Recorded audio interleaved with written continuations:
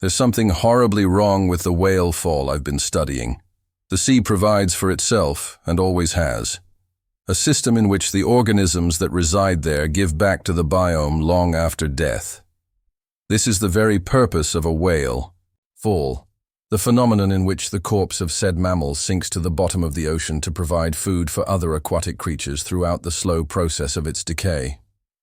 At the beginning of the year, I and a team of fellow marine biologists spent the better part of 3 months studying a whale fall that we'd named Titus, our interest in it being that the carcass had settled in far shallower waters than expected for such an event. The consensus was that disease had spurred the creature to veer off course from its migratory path, where it had eventually died, stranded, yet not alone, resting amongst the many organisms that would make their pilgrimage to feast on its remains. For the first few weeks of our study, this process went as expected. The arrival of various species of sharks, crustaceans, worms, and seals, documented by submarine and remote-operated vehicle expeditions. It was only when Titus's state of decomposition seemed to slow, even to have halted entirely, that our team noticed something had changed with the fall. Changed, or had been wrong with it since the beginning, a status so gradually revealed that we were only aware of it when it was too late to extricate ourselves from its grip. The animals that came to Titus to eat no longer left its side, their mouths joined with it in perpetual union. In spite of this, the corpse no longer diminished, appearing much as we'd found it. An open cavern cut in its left side through which the ribcage gleamed, one eye eaten into a mangled pit, the other staring out into the deep as though it were still capable of sight. This inexplicable stasis fascinated and alarmed us more with each passing day. It must be some parasite or disease, my colleague Demetriou theorized. Whatever killed the whale is causing this new behavior in the scavengers. They're not eating the body, only performing a behavior that resembles it. That's why there's less breakdown than we would expect to see after death. Another of the team, Reynolds said, "It's more than that. The whale's grown." The rest of us laughed, thinking that she must have been working for so long that her eyes had begun to play tricks on her. There's something hypnotic in the sea, even when you're on land, merely thinking of it. It's what drew me to the work to begin with, the fascination of things even experts have only just begun to understand, and likely never fully will. You get caught up in it all sometimes. I know I have before. "I'm telling you the whale's grown," Reynolds insisted. "About a foot in length.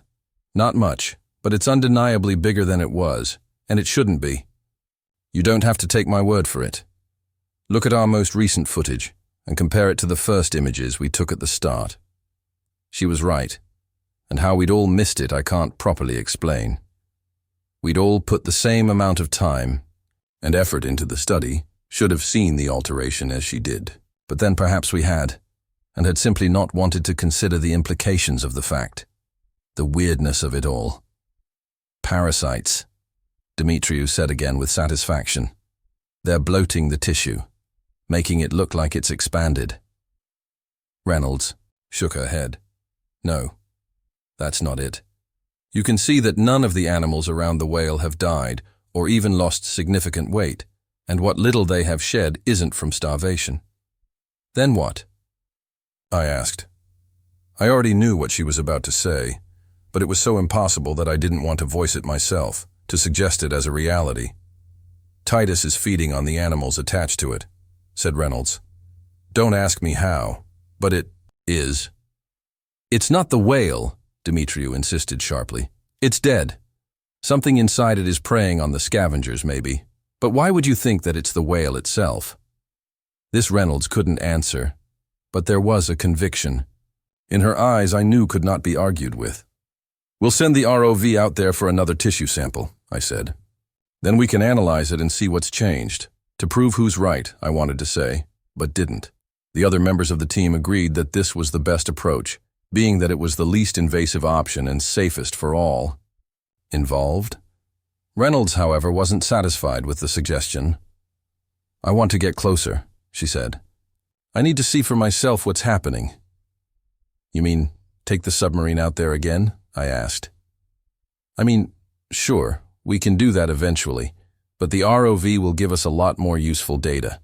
We can capture one of the smaller specimens, feeding on the whale so we can test it for parasites or disease.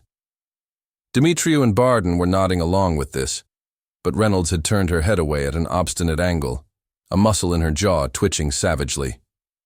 "Look," I said. "Our last expedition was barely 2 weeks ago. I doubt that anything will have come about since then that's even visible to the naked eye." Reynolds drummed her right hand on a nearby desk. "We could dive down to it," she said. "The water is shallow enough." "Not a good idea," said Barden. "There are sharks and other predators feeding on the whale that might turn on us if they feel like it. I mean, I've dived with sharks before, but it's not something I'd recommend outright. They're unpredictable. Besides, we could end up disturbing the other scavengers, disrupting the natural process. It'll alter our findings." Reynolds got up from her chair and began to pace the laboratory, Barden watching her with a pensive disquiet. "No dive," I said. "If Demetriou is right, then it's really not safe to get that close to the whale, even in protective gear. It's better to be safe than sorry. You know that." Watching Reynolds' stubborn face twist, I felt a tug of unease, unable to understand why she was so set on the idea when she knew better. "Fine," she said. "No dive." She went out through the laboratory door, letting it bang shut in the frame behind her. Barden flinched and laughed shakily. "Yikes," he said. "What's going on with her?" "She's obsessed," said Demetriou, her lip curled. "She's barely taken a break since we started. Skips meals, doesn't sleep. If you ask me, it's not about the work at all." "What do you mean?" I asked. "You're thinking mental health stuff? Family issues?" Demetriou shrugged. "I don't know, but it's something. The other night she was talking about the whale song we've been hearing on our last few trips, saying she thinks it's connected to the fall. It makes no sense, obviously. You'd better keep an eye on her, Heaney. You know her better than the rest of us." I sighed, aware of the accusation in Demetriou's voice. "She's your problem," she meant, "not ours. If there was something wrong, then she would have told me," I said. "Reynolds isn't really one for keeping secrets. I think it's just the study, how odd it all is. I can't blame her for being a bit unsettled. I am too. If there is an infectious disease or parasite situation going on down there, we'll need outside help." "She doesn't think that's what it is, though," said Demetriou. "You heard her? She thinks that the whale's still alive somehow. You can't tell me that's a normal way of thinking." She looked at me in an almost suspicious fashion, as though she believed that I was implicit in covering up some secret. "I'm sure she's just tired and a bit paranoid like the rest of us," I said. "Let's just leave this for now. We'll send Mercutio out in the next few days. Is that okay?" Mercutio was our ROV, piloted mainly by Demetriou, who had a background in engineering. "Fine by me," she said, relenting slightly. "But I'm not the problem, remember?" By midweek, we'd set out in RV Sylvia, the team's research vessel, from which we were to direct Mercutio towards the whale fall. The entire team was restless with nerves and excitement, as we always were when on the verge of some discovery. I caught Demetriou casting Reynolds' disparaging looks across the control deck and shook my head at her. Prior to setting out on our venture, I'd pulled Demetriou aside again. "Behave yourself today. We'll be recording the expedition, and besides, there will be other crew members aboard to make sure everything runs smoothly. We don't want to make a bad impression. They already think we're all going a bit mad cooped up on our own out here in the facility." Demetriou had snorted at this and shuffled her shoulder out from under my hand. "Say that to Reynolds, not me. She'll be the one that embarrasses us all. She's still talking about that insane theory, you know." "I'll talk to her," I said irritably. "But you need to concentrate on your job and not this pointless conflict. You've had a problem with Reynolds for months, since before any of this started, and I'm getting sick of it, Rhea. Remember what's important." Reynolds, for her part, remained quiet as the vessel sailed out from the research center and lowered Mercutio down into the water. She sat watching the control room monitors as the ROV's surroundings filled the screen, leaning forwards with her chin on her fist as the dead whale Titus came into view. The corpse boiled with feasting animals, and more circled at a distance, deciding their place on the body. "I still don't understand how they don't starve to death," said Barden suddenly. "At least some of them should have, you'd think." "It's some kind of symbiotic relationship, I'd guess," said Demetriou, turning Mercutio slightly to the left. "The scavengers will survive until the parasites inside the whale drain them of all nutrition. After that, they'll die, fall away, and be replaced by the others attracted to the body. Pretty clever place to hide if you think about it. Lots of live food around." Demetriou talked with a brash confidence I didn't quite believe in. I could see the stiff set of her wiry body, the way her left eyelid had begun to twitch at random intervals. She was as lost as any of us in all this.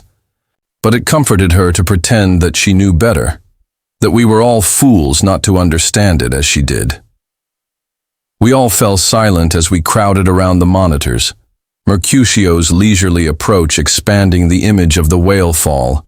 Titus lay, like a drunken giant in that orgy of feasting, the one untouched eye gazing up at the camera as though inviting us to join in that revelry. Some of the smaller animals had begun to look noticeably fragile, and it struck me that in the time we'd taken to prepare for our venture, whatever was in the whale had begun to feed with more rapidity than before. Reynolds was muttering something I couldn't quite discern over the chatter of the others in the room. "I'm going to try and get close enough to collect the samples now," said Demetriou. "Maybe from 2 different places. What's left of the meat still on the rib cage and the areas where the scavengers are swarming now. They might give us different results."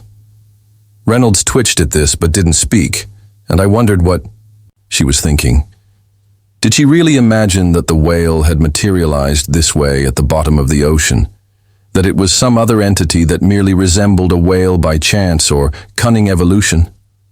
Reynolds had always had a fascination with the unexplored quarters of the sea, what lurked in the trenches too far down to probe without diver or vessel being crushed by the incredible pressures of the deep. When we had studied as novices together, she'd dreamt of stumbling across one of the lurking ancients depicted in sailors' mythology, the first of the modern world to catch a glimpse of them, and thus prove their existence. Likely it was this long-held fantasy that had led her to see Titus as such a creature, if indeed that was her belief. I observed her with a new fascination, trying to interpret her slightest move or expression, and never quite understanding what I saw. On the monitors, Mercutio had extended its mechanical arms to gather the first cross-section of meat from the fall. Demetriou narrowed an eye in concentration, withdrawing the manipulator back into the vehicle so as to place the sample into storage. Around it, the scavengers stirred, seemingly aware of the interloper. "They're curious," said Barden. "That's something." We all knew what he meant, having each had the same unspoken worry that the animals would have no response to stimulus, no more than growths on the flesh. Yet they did not detach themselves from the whale to follow the robot, only watched as it traversed to their side of the body. "All right," said Demetriou. "Let's go again. After you do that, see if you can pick up one of the crabs," I suggested. "They're small enough to transport." It was as I said this that a pair of tiger sharks that had been circling the whale turned sharply in towards Mercutio and snapped at it, ripping at the foam on its frame. "Stop moving it," I said, "and they'll probably lose interest." Demetriou obeyed, but the sharks persisted, their attacks not the idle interest of animals encountering a foreign object, but those with intent to kill. "They're defending the whale," said Reynolds suddenly. "They know about us. Titus knows." "Don't say that," said Barden. "That's ridiculous." But I could tell by the way he was tugging the zip of his jacket up and down that he was nervous. His eyes tracked the other animals surrounding the fall as though beginning to interpret their activity as Reynolds did. "Shit," said Demetriou. "I'd better get Mercutio out of there. We'll have to come back again another time or we'll lose what we have already." I watched tensely as the ROV withdrew from the body of the whale, only 1 out of 3 samples collected, its sides buffeted by the attempts of the sharks to tear it to pieces. My gaze was drawn down to the eye of the fallen Titus, the black alien globe seeming full of a paradoxical vitality, and I shuddered, glancing away from it. "You hear that?" said Reynolds into the quiet. "What's that?" snapped Demetriou. I don't need to be distracted now. Yet I saw her head twitch slightly as if turning her ear to some subtle noise in the air. Barden and Reynolds exchanged looks, and suddenly I saw them united, both in tune to the same sound. "What am I supposed to be listening for?" I asked, but then I heard it too, a faint but definite whale song. Every face in that room registered a like recognition, and suddenly I realized the danger of it, wondering how we'd all been led so rapidly into aligning ourselves with Reynolds' frenzy. "Let's not overthink it," I said. "It's the same school of whales we've seen in the area for ages. Demetriou, how are we doing?" "We're almost out," she said. "Somebody better tell the crew we want to go back to shore." Barden stood, nearly tripping over his seat. "Will." He couldn't seem to stand looking at the monitors, shielding his eyes with one raised hand as he scurried out of the room. We were all glad when the screens went off except for Reynolds, who went across to the glass and touched it as though she might feel the whale through the surface. Demetriou rounded on me, her expression thunderous. "Don't," I mouthed. "Not now." Once we were safely back at the facility, I whisked Reynolds away and sat her down in one of the offices. "Deanna," I said, "what's going on? You're scaring everyone with all this stuff about Titus, putting ideas into people's heads that shouldn't be there." She shrugged, sullen and unmoved. "I think Demetriou's right," I went on. "We need to reach out to disease control. There's something infectious coming off that whale. We've all come into contact with samples, the water and the air nearby. We don't know how it's transmitted, but something is extremely wrong. But not in the way you think it is. What you're saying about the whale itself being alive and doing all this, it isn't possible." "I wouldn't say that," said Reynolds. "We don't know enough about the sea to know that it isn't. A new organism. Who's to say that this whale, or this species that looks like one, isn't mimicking a major food source to call animals to it and provide itself with nutrients?" "There's not much proof of that yet," I said. "Though I suppose it's a possibility. But the way you talk about it all makes it sound like there's something else you think is happening here. Something, well, I don't know. Irrational anyway." Reynolds fidgeted. "Not necessarily," she said. "I've had this hunch since all this started. Everyone has. They just don't want to admit it. I think the whale wants things to be part of it for other reasons than eating, like anglerfish fusing during mating to ensure that they can breed when mates are scarce. But rather than breeding, the whale wants to expand itself. Just one organism made of many, growing and growing its territory. And this is intentional, you think?" "Instinctual. Definitely. Intentional, maybe. Whales are intelligent. Why couldn't whatever Titus is be as well?" I closed my eyes, feeling all the sleep I'd lost through the project catching up with me. I don't know what's worse. The thought that the fall knows what it's doing, or that it's just doing it as a survival mechanism. Not that I even hold with this theory, obviously, I added rapidly. I'm more inclined to think Demetriou has it right. Just try not to fixate on this too much, or I swear you two will end up killing each other. I spent the next 4 days writing reports and drafting up potential messages to send out if the results of some infection were indeed found in the whale's remains. It was the other members of the team that studied the sample we'd brought up from the ocean, scrutinizing it under microscopes and carrying out as many tests and examinations as the tiny shred of flesh could endure. All the while, Demetriou and Reynolds argued over their findings as bitterly as past lovers, while Barden timidly attempted to mediate. I should have intervened. I don't know why I didn't. After that last visit to Titus, I'd been taken up with a strange, lethargic melancholy, prone to spending any breaks from my work on incessant walks along the tattered border of shoreline beyond the facility. There I listened to the song of the whales that seemed always to circle us now, or else to the call of the one we called Titus, if Reynolds was to be believed. I felt a longing for something I couldn't quite describe, a loneliness that my team no longer satisfied, particularly now that they'd grown close in a way I found myself unable to penetrate. Only when, early one morning, I was roused by Demetriou shaking me in my bed, did it occur to me that I'd missed the touch of another's. Flesh upon mine, though not in this way, I sensed, but one closer, more intimate than that. "Reynolds and Barden are gone," said Demetriou. "They've taken a boat and some of the diving gear with them. They carried off the sample with them as well." I slapped at both of my cheeks sharply in an attempt to rouse myself. "What?" I said. "Why on earth would they do that?" Demetriou's eyes shifted guiltily aside. "There was a fight last night. The same thing we've been bickering about for days. The tissue we took from the whale. It's impossible, but our tests showed that it was from a still living animal.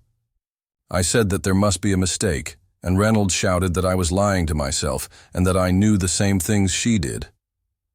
I don't remember much of what was said after that. We'd been drinking. There was some pushing each other, Barden, getting in the middle as usual. But then he was on her side, saying I had to see it all now and that I should stop struggling all the time. He said it very calmly, like he was trying to make me understand. But I was so annoyed that I told him to shut up and went to bed. Then this morning they were both gone. Clearly they're going to dive to the fall. Horror clapped my throat. Shut. And for a second I only looked about me, wondering how I'd let my team slip into chaos within just a handful of days. "Mercutio's still in repair," I said. "We'll have to take the backup ROV out with us. There's no way we're going down there ourselves, not even on a sub. I think that's how this happened. We've always gotten too close." After informing the relevant authorities as to what we'd suspected to have happened, Demetriou, myself, and a crew of sleepy-eyed and bewildered mariners boarded the RV Sylvia on an emergency expedition. It was dangerous for us to have taken even this measure, I suspected, but I had to see, with my own eyes, what had happened to my team, to confirm the theory that had eaten through us all like rot. We found the boat Reynolds and Barden had stolen floating to the right of the area in which Titus was situated, unmanned and obviously abandoned. The deck was dry, implying that neither member of the team had returned to it even once from their dive. "Idiots," muttered Demetriou, though she was grey and shaking. There was no need to sacrifice themselves for this, just to prove a point. I placed a hand on her damp shoulder. Her sweat had the same salt scent as the sea. "I don't think that's entirely why they did it," I said. "And I don't think you do either. You've felt it, haven't you? Something you can't explain calling you out here down there?" Demetriou didn't reply, only stared at the empty boat drifting beside us. "You have," I said. "Just like I have. Like, they did. You've just been trying to ignore it. They couldn't." I drew Demetriou away from the water, fearing that one of us would succumb to the same urge to pitch over the side of the vessel that had taken our companions. "Let's go down to control," I said. "Let's see what's happened." I and a few curious members of the crew stood watching tensely as Demetriou sunk the backup ROV into the depths with an uncharacteristic reluctance. The black shape of the whale fall filled the monitors, then gradually the details of its mutilated flesh and those that fed upon it. Reynolds and Barden were amongst those animals, their regulators torn free and cast aside so as to sink their teeth into the whale's hide as best they could. Their limbs kicked lightly at the water, signaling the impossible life that was still in them, despite the absence of air left in their lungs. "Mother of Jesus," said one of the mariners standing behind me. "What the hell is happening?" "Get closer," I said to Demetriou. "I need to see their faces." In silence, she obeyed, maneuvering the ROV until Reynolds and Barden's eyes shifted up to the camera in unison, each dull, lacking in their natural character, and yet compelled by some reflex of enduring vitality that was perhaps not their own. As the ROV turned this way, then that I saw that the mouths of our lost crew, like those of the scavengers around them, had grown into the flesh on which they feasted, fused with the great whale. All of them won. The eye of the fallen Titus watched us withdraw, and before the monitors shut off, I swear I saw it move. What happened after that I can describe only vaguely, being that myself, Demetriou, and the crew of the RV Sylvia were all placed in urgent quarantine by government forces the moment we stepped foot on land.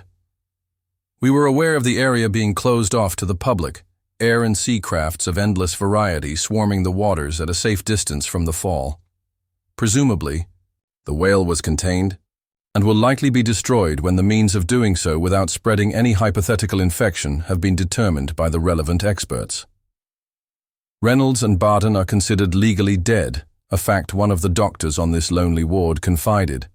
In me through pity, I suspect. I don't believe any of the government scientists understand what we discovered in the ocean, and perhaps only those joined with the whale fall ever could with any true clarity. The experts only know enough of its effects and their contagion to have separated my colleagues and I from one another in a guarded hospital somewhere very far inland. This done to protect, isolate, and most importantly to study us, we few touched, by the whale's influence to have survived. How long they intend to keep us here I do not know, nor will my keepers tell me. Perhaps when the whale is no more than an account guarded and concealed from public knowledge, having been blown apart by military explosives or brought up to the surface to burn. When this occurs, I wonder if I will know, if I'll sense it in the end of my connection with the whale, or if, like the after effects of illness, my experience will go on. My mind and sense of self ever altered by it. I still hear whale song frequently, likely only hallucination now, and yet it's real enough to me. I question if the other survivors in their separate rooms hear it as I do, the call to go down to it, summoning the water in my body and the salt in my blood. I don't know how much longer I could have resisted on the outside, even if, like Demetriou, I'd tried. Days, I think, no more. Though I know now what would have become of me once I'd joined with that cult of flesh, I still can't help in part, but want to meld with the great many that is the whale Titus and its thralls, for in my death, or half-death life in all its beauty and horrible mystery would have persisted through me.